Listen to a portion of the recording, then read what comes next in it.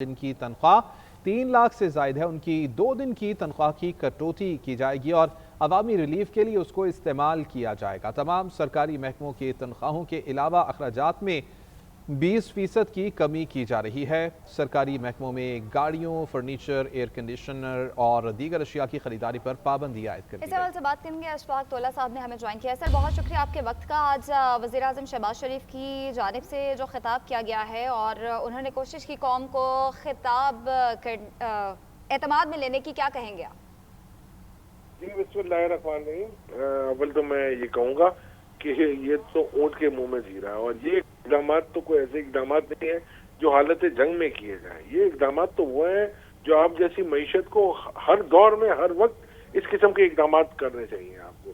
ये वज़रा की जो कटौतियाँ हुई हैं, जो भी है, मेरा ख्याल है ये शाह खर्चियाँ आपको जेब ही नहीं देती। दूसरी बात ये है कि देखें, आपने, मैं इस बात से थोड़ा सा इख्तलाफ करता हूँ कि जो उन्होंने पहले बढ़ाई थी, जो पेट्रोल की कीमतें बढ़ाई हैं, वो उस स्टॉक पे बढ़ाई हैं जो अवेलेबल था।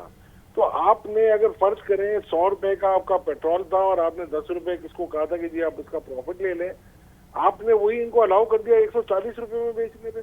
तो ये कहाँ का इंसाफ था? मैं इस वक्त खुश होता अगर वजीर आजम ये अनाउंस करते हैं कि जी जो 55 रुपए हमने बढ़ाया था उसको मैं कम करके उसका 50% कर देता हूँ और आज आपको 27.5 रुपए इंक्रीज के साथ पेट्रोल मिलेगा।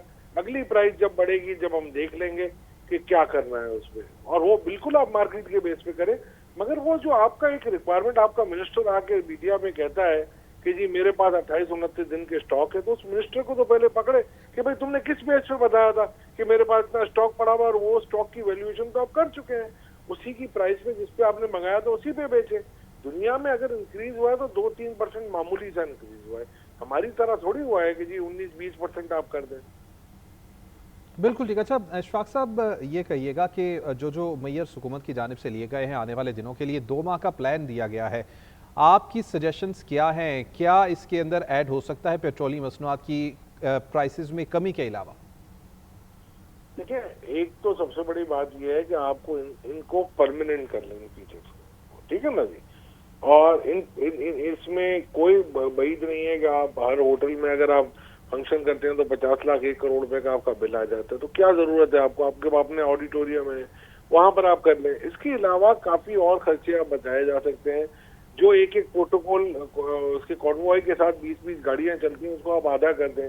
जो स्टाफ है आपका, जो मिनिस्टरों के साथ होता है, वो आधा कर दें। ये इस किस्म के मामूली चीजें हैं जो कि आप कर सकते हैं, जिससे आप बचा सकते हैं।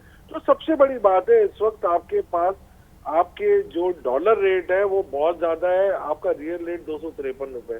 आप उसको कम कर दें, आपका 6 से 7% इन्फ्लेशन कम होगा। आप पॉलिसी रेट गिराएं और आप अपना डेट सर्विसिंग कम कर दें, ऑटोमेटिकली आधे से ज्यादा आपके मामला सही हो जाएंगे। दूसरा, आपको इस वक्त जो आपके जो एक्सपेंडिचर्स हैं, जो प्रोजेक्ट्स हैं, उनको आप बिल्कुल हॉल्ट कर दें और इनकी डाइवर्जेंस सिर्फ आवाम की फलाह के ऊपर रखें। अच्छा अशफाक साहब, वज़ीर आज़म ने अपने खिताब में वैसे ये इंदिया दे दिया है कि आने वाले दिनों में मज़ीद पेट्रोल की कीमत जो है वो बढ़ेगी, लेकिन उन्होंने कहा है कि मेरी कोशिश होगी कि आवाम पे कम से कम बोझ पड़े इसका। तो आवाम पे तो ऑलरेडी इतना ज़्यादा बोझ पड़ चुका है और आवाम जो है वो 55 रुपये इजाफे से ही इतनी ज़्यादा परेशान है। तो अब आने वाला वक्त आपको क्या लग रहा है, मज़ीद क्या क्या अशिया जो है वो महंगी होंगी? क्योंकि अगर पेट्रोल की कीमत बढ़ती है तो बाकी अशिया भी फिर महंगी हो जाती हैं।